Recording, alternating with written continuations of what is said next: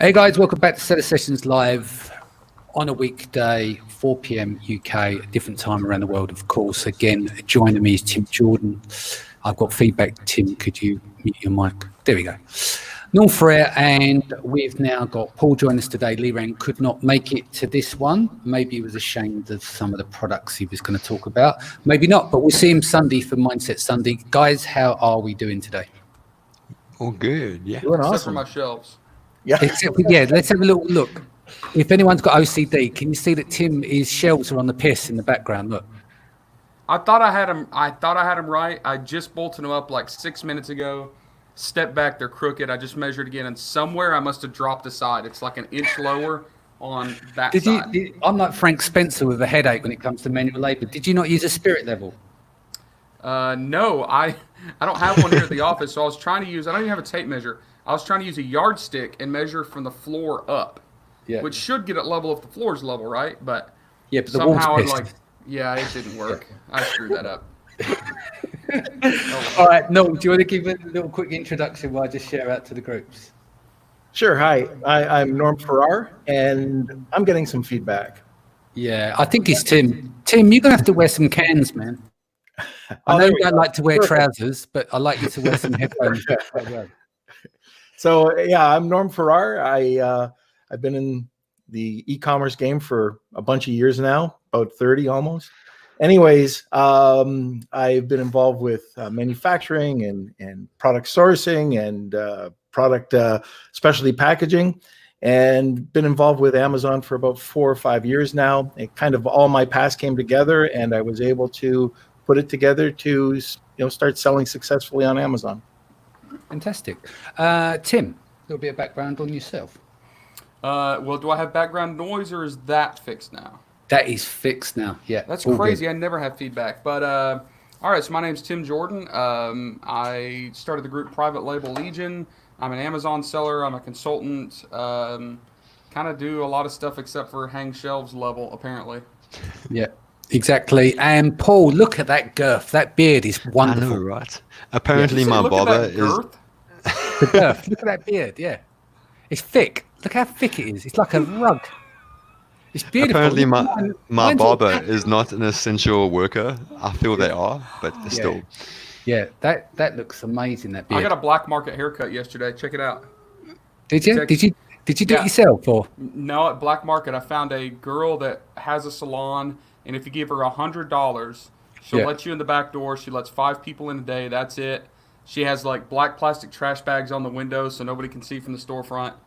Right. So I got a $100 haircut because I couldn't take it anymore. And I don't trust myself, and I don't trust my wife. No. I'd come out looking like Norm. Cool. Right. Should we kick things off? Paul, sorry. Do you want to do a quick intro, please? Yeah, pretty much. A long-time Amazon seller, consultant, and part co-founder of Seller Chatbot, the messenger bot for Amazon sellers. Yeah. Excellent. So quick hellos before we get going. So Russell Smith, 2 thumbs up. Owen says hi. Martin is the dream team's here, and he's got a couple of people dancing like John Travolta in there. Looking forward to the show. Tiff's back. Happy Tuesday. Is it Tuesday or Wednesday? Wednesday, right? Yeah, Wednesday. Yeah, it's Wednesday. Tiff, you're off your game, sweetie. You're off your game. Henrietta, hi, gentlemen. Thank you again. Pat's here. Nice to see you all. Dan O'Donnell, Danny McMillions and crew back in the saddle for another live yeehaw. Marcin. Oh, yeah, then Meglis come here. Nice haircut, Tim. And Marcin says, haha, what else does she do? Smiley face. Tiffany's come back. Shit, I didn't know. Laughing emoji. Who we got in the feed here? So Henry's here, Matt's here, Saddam's here, Leo Lemon's back. Hey Leo, we'll have to get you on again soon, mate. Yelchin's here as well. Let's get underway. So fuck up the week. Norm, do you want to kick things off? What's the devastating story of one of your failures? Okay, so this one really threw me by surprise because I thought I was pretty good with inspections and stuff like that. So we bought these chalkboards. So it's just a chalkboard that has a wooden frame around it. Everything was, should have been pretty standard, pretty cool. We also, at the same time, got one of these liquid chalkboards. So they came in both at the same time. Hi, Connie. Hi, Connie. Hi, Connie. How are you? Lovely to see you. Say hello to everyone on Facebook Yeah, Live. there we go. So anyways, we ordered these two products. We had the exact same problem. So we thought we ran an inspection, everything was cool. And then when the product came in, we found out that there was something really wrong, that the wood wasn't cured. And what happened was I didn't think that I'd have to do that. I thought that would be something that would already be taken into consideration when I bought the product. Well, it wasn't. And it started out, we noticed that there was wood that had cracked and wood that was popping.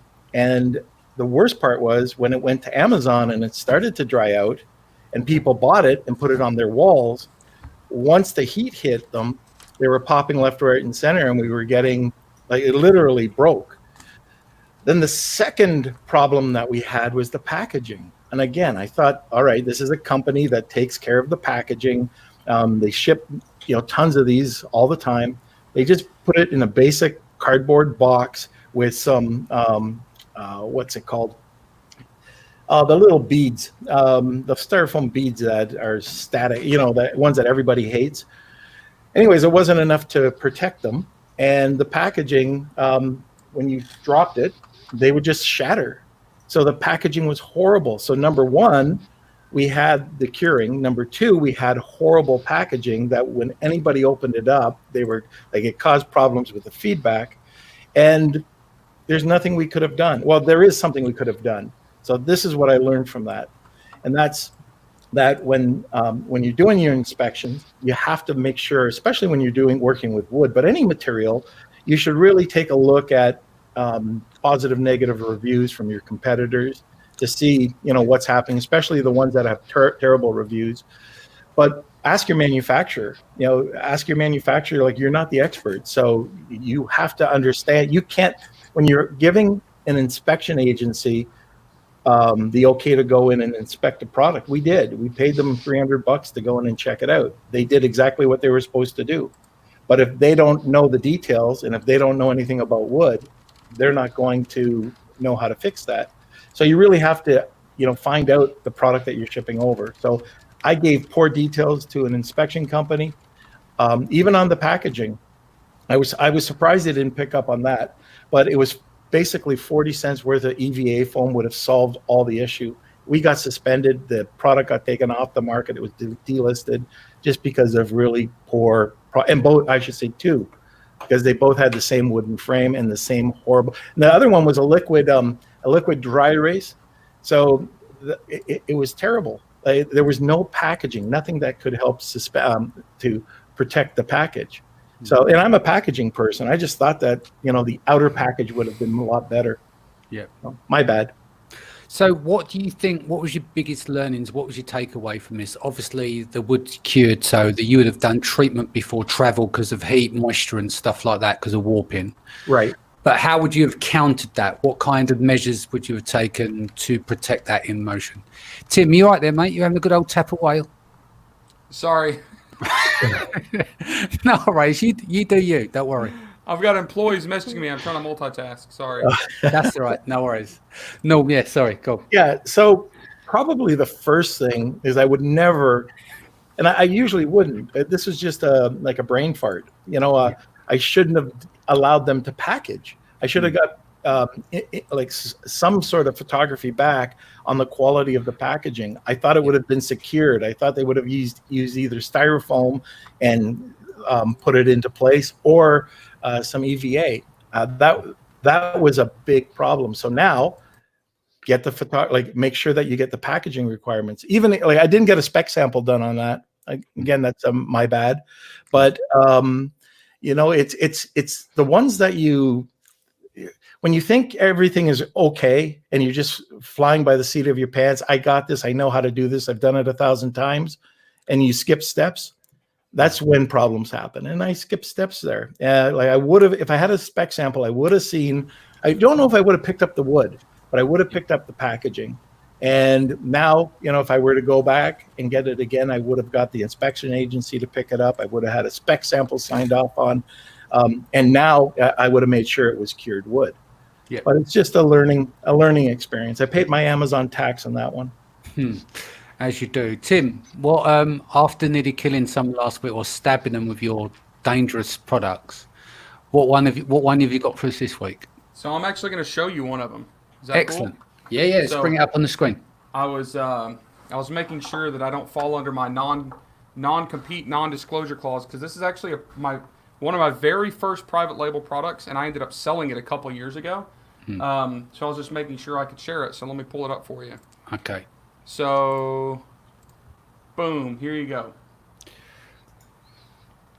All right, Okay. so what this is your batteries, like for your cars, your golf carts, whatever. They have acid and they have water in them, right? And the water will evaporate. So you need to service your units. I was just messaging the guy that bought this from me, like, dude, fix your listing. This sucks.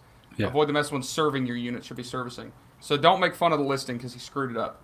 But essentially, this is the product. And we started selling a ton of these things. My first real successful product. And we even did things like we re-engineered it where it used to not have a top or a lid on the top. You had to actually unscrew this portion right here and fill it. So like we added the top. Well, when you tip this thing over and you fill your battery like this, I don't know why that picture's an angle. Inside this section right here, Yeah. there needs to be an O-ring so it doesn't leak. Mm-hmm. I thought that was common sense. I thought everybody would know to put an O-ring gasket there so it didn't leak. I didn't specify it on the purchase order. Yeah. And when we went and had an inspection for these things, we just did a standard inspection, said, hey, make sure that the weight is good, make sure that the product's good, make sure the size is good, make sure they look good. But I never thought to have the inspectors actually put water in these things and test them. Right. I bought 4,000 of these things. And 4,000 of them did not have a gasket or an O-ring. And when you put water in them and tip them over, they leaked everywhere, like a complete disaster. So let's have this right. You've got water and acid. No, You no, didn't put. Yeah, go on. Just water in there. So a battery has acid and water, but the water evaporates. So occasionally you need to fill up with just water. So you put like distilled water in this thing. So it's not dumping acid all over the place, but it did leak water everywhere because 4,000 units, we didn't think to test it and make sure that it would hold water, and we could have caught that there were no gaskets in it.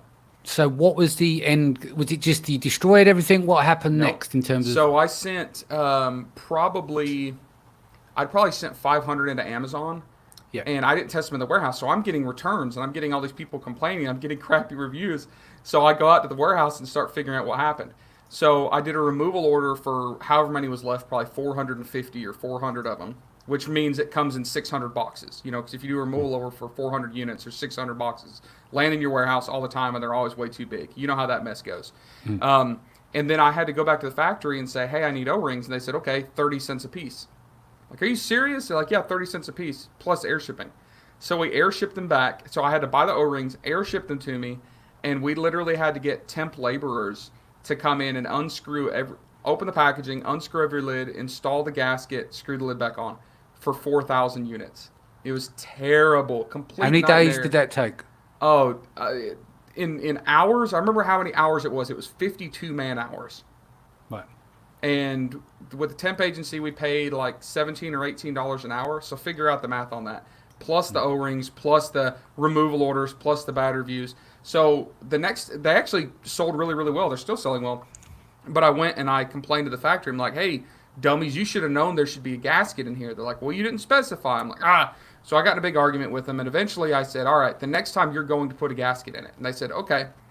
And they jacked the price up 30 cents. And I'm like, come on, man, just put the freaking gasket. Don't charge me 30 cents for an O-ring that should cost you 2 cents. I'm like, let's not do that. They said, okay, we'll adjust the price back down to where it's supposed to be. It's like $2 a unit or something. Okay, no problem. Well, as you guys know about like product fade, and if you negotiate a lower price, they're going to find savings somewhere else, right? And where they found these savings was the thickness of the plastic. So they decided we're going to go from X thickness to X thickness. Nobody will ever know. We're just going to soften them up a little bit, right? Jesus. So, or thin them up a little bit, which meant softening them up. So I shipped these things in the summer, and they came in a container via ocean. They sat out, got really, really hot. We unloaded all of them in the container, and they came in these giant, like pallet-sized boxes with individual units. And I open up these big cases, these Gaylords, and half of the units, it's called slumping. Like the plastic literally is so soft it just kind of collapsed and slumped down. So I like half of my units were melted. Like imagine like a half inflated Swan that Laurent was selling, except it's a battery acid bottle, right? So I called the factory and they're like, well, you wanted to save 30 cents. The only way to save 30 cents was to put less plastic. I'm like, no, I didn't want to save 30 cents. I didn't want you to charge me 30 cents. There's a big difference. So I got in a giant argument with them. I eventually just had to change factories. We threw away like probably 1,500 or 1,800 units just in the dumpster. And by the way, those are big. So I had to like, just to throw them away, I had to get a roll-off dumpster delivered to my shop, fill up this 15 cubic yard roll-off dumpster. So it cost me like $400 just in dumpster fees to get rid of these units I couldn't sell. Complete nightmare, just because of my relationships, my communication, and my lack of inspections. Wow. Incredible. What about you, Paul? I mean, you've gone through Tim, you've gone through why it happened really and what you've learned from it, because you just said there. So that's why I didn't mean to sound ruthless by jumping straight to Paul and not saying. No, I think I covered it all. The least we can talk about these stupid battery bottles, the better. Yeah. But no, what I meant is that you consistently, you covered it. So that's why I jumped to Paul. Right, we've got Paul. Who's that one? That's one of your little ones. That's my little one, yeah. Just saying hello. And that's... Hello, Mum. See, these are live. We don't. I love it. Yeah. Cool. And yeah, I was waiting for that to happen. So basically, right, so what happened to me, this is a couple of years ago, the one day I decided, you know what, I want to be fit and healthy. I want a six-pack. I want big arms. So I went in this huge, just kind of research saying, okay, what exercises I should do, everything. And the result was I never left the office. I never did a thing. But I sourced some really good fitness products in the process. So I didn't do anything. I didn't achieve my goal, but at least I just launched some cool products. And one of the products was an ab strap. It's basically just these straps you hang from a pull-up bar where you can do leg ups and meant to give you killer abs. That's what I told my wife. That's why I said, like, yeah, I'll budget that. Didn't work accordingly. But we launched it and it worked really, really well. But then after like the first 2 months, I started getting emails from customers saying, hey, like, I love your product. I'm a personal trainer. But one of my clients was doing leg ups and the strap collapsed and she fell on her neck on a concrete floor. Oh, I was like, oh, okay. So then I just blamed something, and I said some stupid reason. I said, well, then your client wasn't doing the leg ups properly. That's about form, technique, not the product. I got away with that. But then a few weeks later, I got another one saying, hey, one of my clients just fractured their coccyx. This was a different personal trainer, because they're taking these straps, taking them to the clients and doing some awesome things. And they loved it. But the injuries were increasing every few weeks. I complained. And it was serious injuries where literally they could break their neck. They could actually hurt their spine. And I did no quality inspection. What I did really was I said to my sourcer, what do you have in your back office? And I said, oh, we got these ab straps. Let's do it. Let's do it. Like, put in a poly bag, FNSKU. Let's do it. And I didn't look at anything. And yeah, I kind of failed the hard way, because had I just done that, this product then, I was one of two ab strap sellers on Amazon, and now there's a whole niche for that. And that product alone was doing about 15K a month just by doing nothing, and I could have grown that to about 30-40K a month off that one product. That could be kind of the lead gen for this whole fitness range I started, but never did, because I approached the sourcing the same way I approached my personal fitness, and like, I can always do a better job later. So that one was my big fail with that. Wow. And yeah, the main thing there, just did you get sued? Because I'm not being funny. Like, in the US, it's a little bit more litigious there it is in, say, the UK, isn't it? So, well, actually, I sold these on the US, and I was really concerned about that. I immediately shut it down, destroyed all inventory, and luckily there were no other people coming back to me. And then about a year later, I sold that business. So maybe people come back, I'm not even sure. But I escaped that, and it would have been a huge lawsuit, and no doubt. So no more from about the woman that landed on her neck. She dropped from the ceiling. Well, I heard from a personal trainer, so I'm assuming she pretty much let him have it, and then he was coming back to us, and yeah, like again, is that how much do you trust from the people that complain? That's the other thing, Yeah. but also some of the photos I saw of the broken straps, broken bars. Yeah, it was the product. It wasn't. It wasn't the technique. Yeah. Hey, Paul. Yeah. Did you have insurance? No. No, no. Like I was bare bones, nothing. I didn't even. I just went on a sourcing spree and said I want to do fitness range. Let's bring it out there, and yeah, that's where it ended. After that, Wow. so yeah, so I knew like I was just open, and I could have had much worse. I mean, yeah, I'm scared to think about that, but yeah, I stopped there immediately, and it's a pity because that could have been a killer range. That could have led the whole brand. Yeah. Yeah, and when you get a product failure, it's difficult because the turnaround time it can take to sort all the mess out. That's really that time after picking it apart and looking at what the true costs are. Mop up. So I'll start by reading a customer email on this. So, hi, I've already emailed once about the instant snow being a weird texture, but I decided to go with it. I have an event next Friday for several hundred kids and didn't have time to worry about it. But I just portioned out the snow for each child. I put 1 tablespoon in each cup. And when I added the water, I barely got 3 ounces out of the snow. Adding more water turned it to gel and not like snow. I only got 103 cups. I did the math, and it's not even 2.5 gallons of snow, a far cry from the 8 gallons you advertise. So in fact, even if I did add the water and doubled the snow, even though it would have ruined it, I would still haven't gotten even a tiny bit close to 8 gallons. If you don't make this right, I will open a complaint with Amazon, and I've not left you a review yet because I'm going to wait to see if your company does anything to fix the fact and that you widely misrepresent of how much snow I would get. So that was a note from a customer. This is when you got that, how much stock did you have at that point? I can't remember, but there was 2 shipments. One was going to the UK, or one went to the UK, one went to the US, and it was Q4. So I don't know, 4,000 to 6,000 units in each market. I'm guessing. I think it was that. I can't remember. I need to go back and look at the numbers. So guy working for me at the time who was doing the chemistry side, helping out from the UK. We traced the steps of the customer and retested the product. While she may have some variables and lack some accuracy, she's definitely correct that it does not generate anywhere near 8 gallons. Effectively, we're selling 8-gallon jars that only produce 4 gallons and 4-gallon jars that only make 2 gallons. They were selling half of what is promised, which is very serious on Amazon. We could get suspended, and then obviously pick this up with the factory.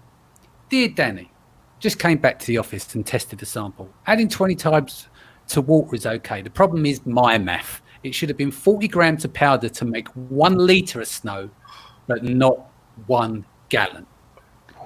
I deeply feel sorry for my mistake. So what do you think we should undertake? Apart from I wanted to rip their fucking head off right at that moment. You can see where it's all gone wrong. With the mathematics starting at the factory, a complete oversight. Our biggest learning in that is that we should have tested way before, just from the sample level. How many does it produce? How can you, what a fucking moron to miss that step out the whole process. He spent months running around trying to create this product from scratch, trying to get the volume up so that it gives better value. So that you're sitting there looking at Amazon, you're thinking, we're going to kill it here. They can't get anywhere near this. What's the matter with these people? We've just nailed it. Do you know what I mean? And didn't count out the amount. Now, that's only just a small portion of the story. I'll give you the rest of the story now because we've got to go back to the period in time when Hanjin went down. Do you remember the 4th largest shipping company? That's where my stock was sitting. Both lots of stock was sitting on Hanjin. I had a problem with the EIN. Then I had a problem with the bond. Then I had a problem with the import of record. Then I had a problem with the power of attorney. Then we end up paying the factory too early. Instead of being the timely release payment, they got paid in full before the inspection was done. Then they left the factories, and on the way to the shipment, they damaged the cartons on the way, but they failed to tell me until they were on the sea shipment to get it over. So I had to wait to get to the other end.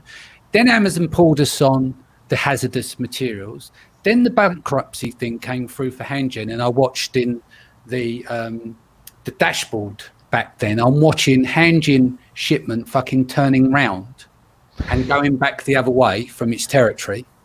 Then when we got to the prep company, what I didn't realise as well, these lids, and then like on the lids of these jars, they were all scratched to fuck basically, and so we had to get black stickers to go on the black lids, to someone to sit there on thousands of units to stick all those in. Then we sent them into the UK batch into Amazon.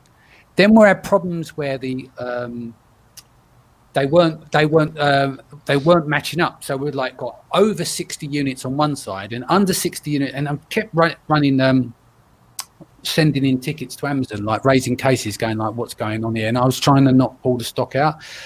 With all the mess, it transpires, the FN SKUs are on the wrong way around. So the 8 gallons and the 4 gallon labeling was wrong. So they were being sold through Amazon.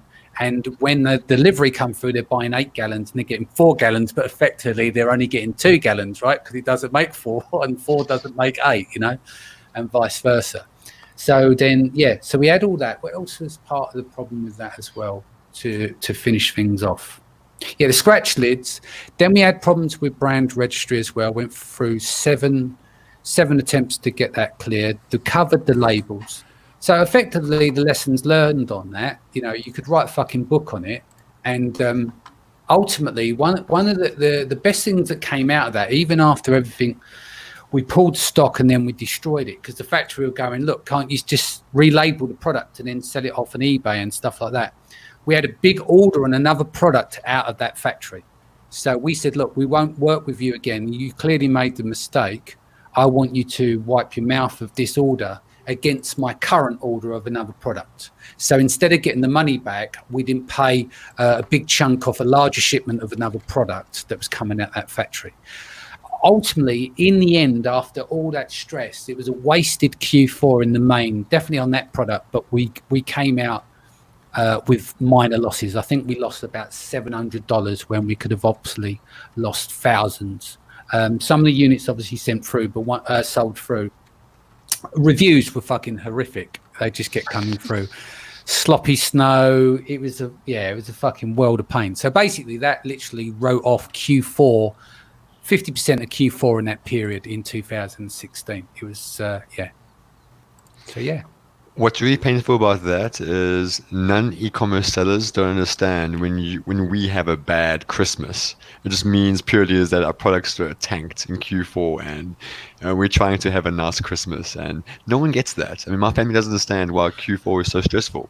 Do you know what? With that as well, with that particular product, bizarrely, because you needed chemists and the testing and where do you fit into the market, design, the photo shoot, like we had models for the shoot and everything else, is that I spent a good part of 6 months working on that product, maybe a bit longer. It might have been December before, and obviously it's seasonal because it's like Christmas snow. So you're only going to get your run in that period, but you could really, really hit it hard, especially in the US, and do really well with it. But everything gained was completely lost in that period. So it wrote off a chunk of year in your time. And then when you pick it apart, you're looking at February, March before you really got on top of it and understood. Michael says, Danny, that has to be the worst product story ever. You win, bud, winky eye. Thank you, my friend. Do you really win? Thank you. I don't know. That's like a shit sandwich, isn't it? You know, it's just, I'm not sure if that was good at all. Right. Cy B says, Norm has a very good point about insurance. You really need to be covered for product liability, especially in the US. What else we got here? Michael says, what type of products work best on Amazon when taken in general price points versus FBA fees, optimal weight, size of product, children color variations you want to launch, etc. Michael, I've got a £10 million mastermind. If you sign up for that, I'll give you all the answers. That is the multi-million-dollar question, yeah? I want the bonuses. Yeah, I don't know what the upsell is. Yeah, the upsell. I'm gonna sell them a pair of your shorts, mate. We're going to raffle off your shorts from the Helium 10 10 product selection program. No, I don't have the. What would you guys say here, Michael? For Michael, what is optimal? There's a lot of variables to take in. Yeah. I don't think there is an optimal. I mean, that's like asking which color is best. Yeah. I mean, it depends on the application. It depends on, your style. It depends on who you're selling it to. Yeah. I think that simpler is better. When you get started, don't get into stuff with a lot of moving parts. Don't get into consumables. Don't get into topicals. Don't get into complicated electronics. Start simple. Yeah, and also just know your budget. Yeah. New Amazon sellers just don't do the budget. When I say to them what the real budget, what I expect to spend on a launch or whatever, they're like, "Oh, wait a minute, it takes like months to get profitable." I'm like, "Profit's still a far cry from where you are right now." I mean, just budget accordingly. Yeah. The other thing is to take a look at, if you go back to the optimal product, something that might be light, something that has a very good price point. You don't want to sell a lot of, $9 and under products. You want to sell something that might be a $40 product that's very light, very searchable. Hopefully not that competitive, but I'm not really too worried about competition if your listing's done properly. But yeah, for FBA fees, optimize the price and optimize the weight if possible, and the packaging. Packaging make a huge difference. Yeah, especially in terms of material. We've got a product which is got memory foam. So what we did was we were able to reduce the size, obviously not the weight, but we were able to reduce the size by about 23% because it was expandable. So we changed them, put them into these bags and then into a box. That reduces the size a huge amount. So obviously that saved on FBA fees and also a bit on sea shipping as well.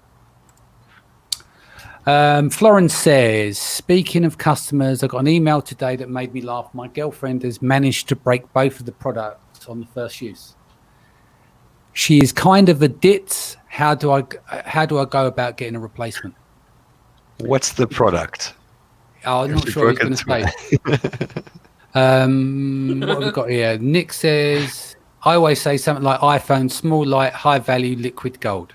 I think he's taking the piss there, isn't he? Thank you, guys. It's exactly what I'm looking for. Good advice. Tiff says, sign up for my mastermind now, and it's $9.97.97. I'll sell you the key to the universe. Thank you, Tiff. Anyone got any questions or any more stories of failure? I could show another product that I screwed up. Cool.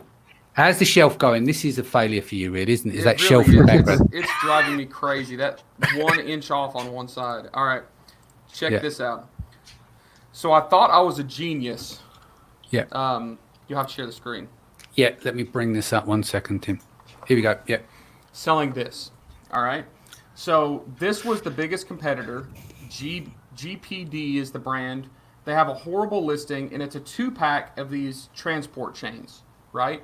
Grade 70 is super strong, 3/8 inch diameter wire.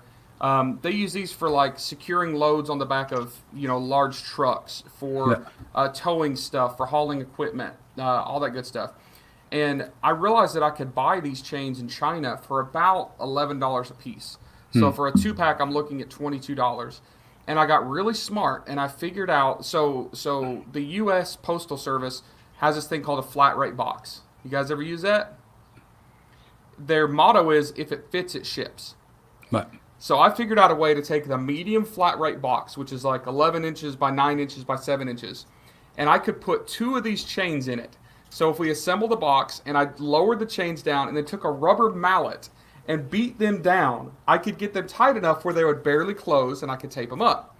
That box weighed like 47 pounds. But I could ship it anywhere in the U.S. for $11. Their motto is, if it fits, it ships. So I couldn't package these things in China because they had to go in these flat rate boxes. And if I put them in a box in China and tried to drop them into the flat rate box, they wouldn't fit. Like, I literally had to beat them down with a hammer. So when I ordered these things, I would bring them in. They would ship them to me in 55-gallon metal drums. Okay? So 55-gallon drums set inside of a container. And then when they got to me, I would have to have a special forklift with a barrel clamp to go try to pick these things up, pull them out, and then I would hire temp laborers to come in for like 6 days, process all these, put them in boxes, wrap them up with tape, and ship them, right? So one of the problems I had was with merchant fulfilled shipments. Well, by the way, I also qualified for Amazon merchant fulfilled Prime, right? So I had to ship these things within a certain time period. And I could set a delay on holidays. But long story short, when I'd get through with like holidays, I would have 70 or 80 orders. And at 40 to 44 pounds a piece, imagine how much that is for our postal carrier who's in a regular sized vehicle back up to our office and try to load up all of these stinking units, right?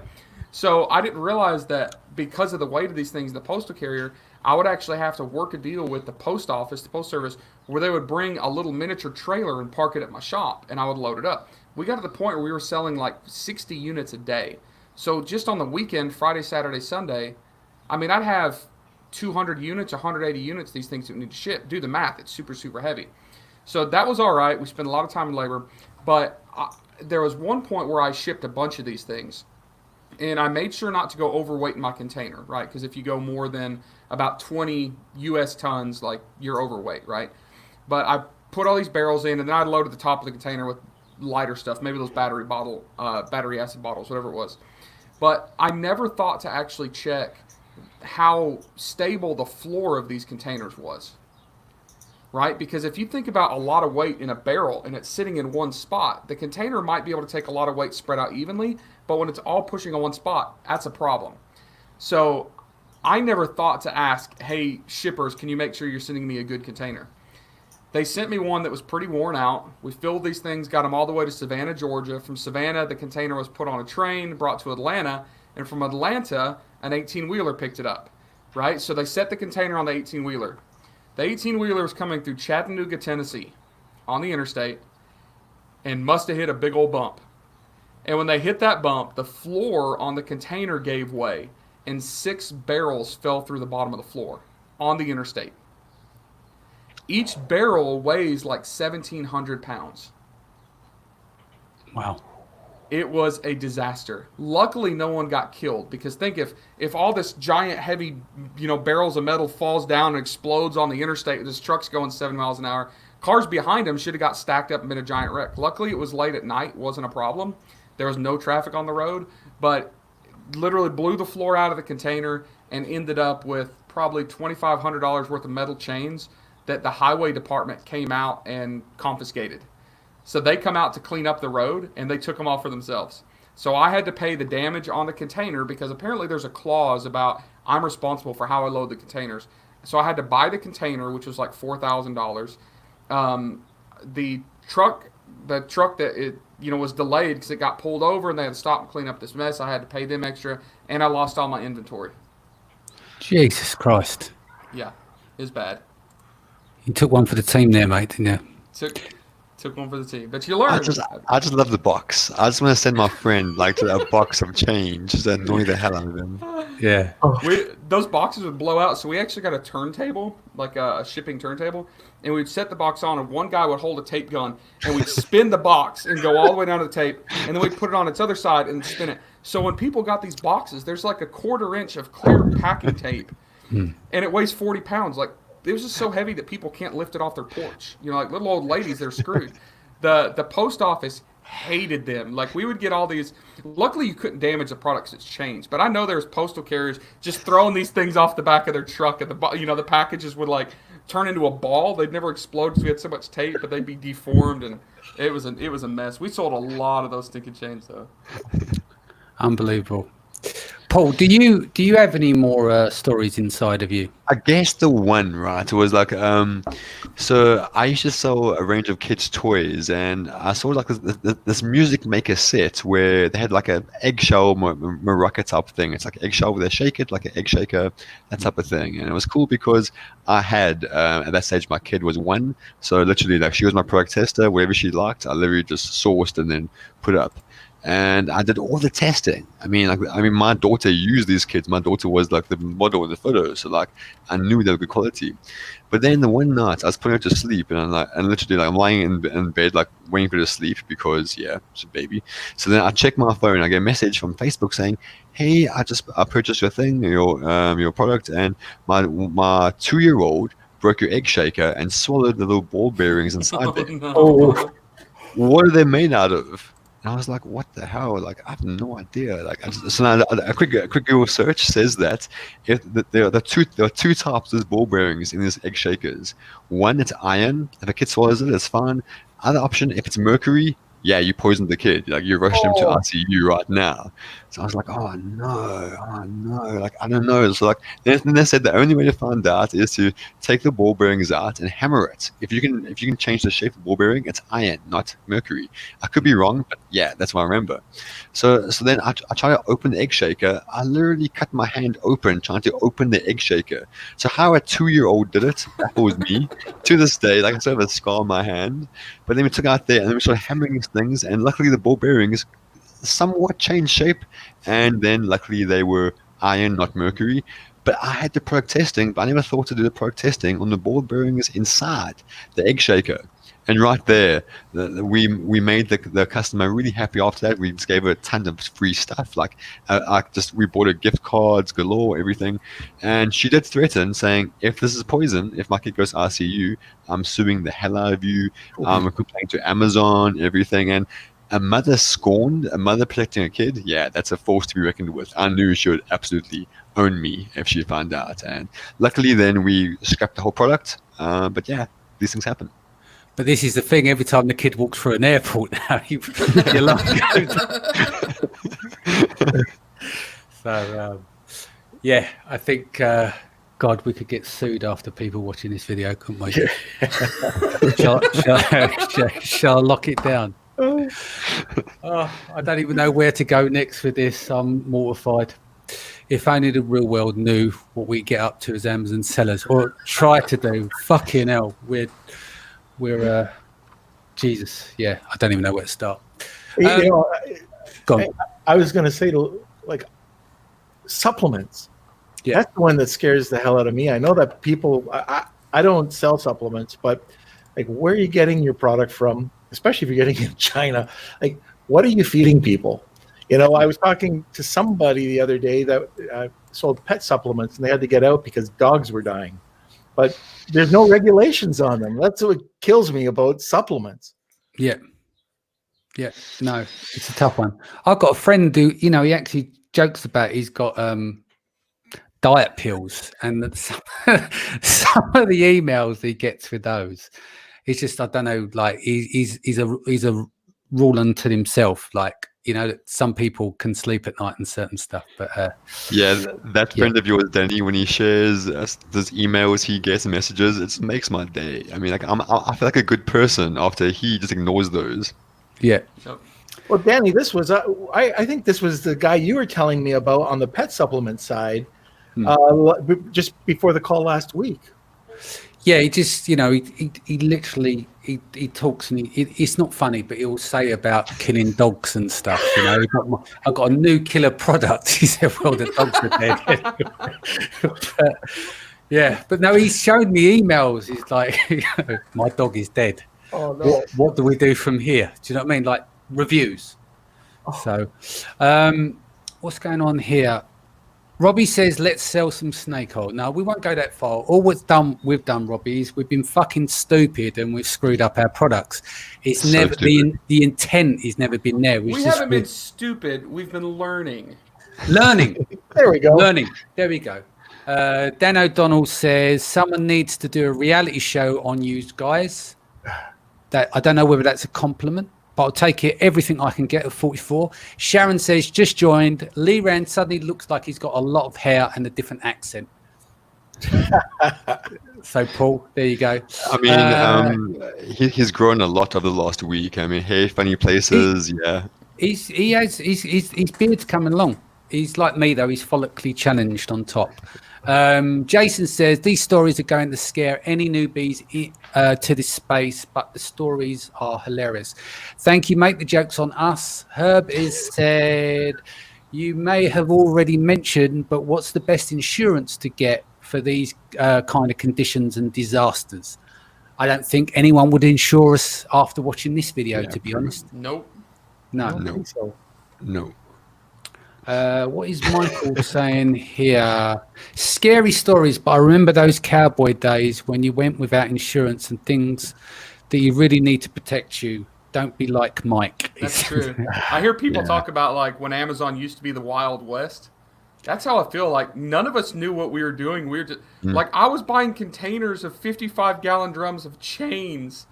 Like that's crazy. One of the reviews I got was someone put a review and a nasty email about those chains that said your chains almost killed me. That's how it started. and the chains like are supposed to be used for binding products. It's a static load, not like a forced load, right? So if I pull slowly weight on that chain, it'll hold a crazy amount of weight. But if I snap it fast, the chain can shatter.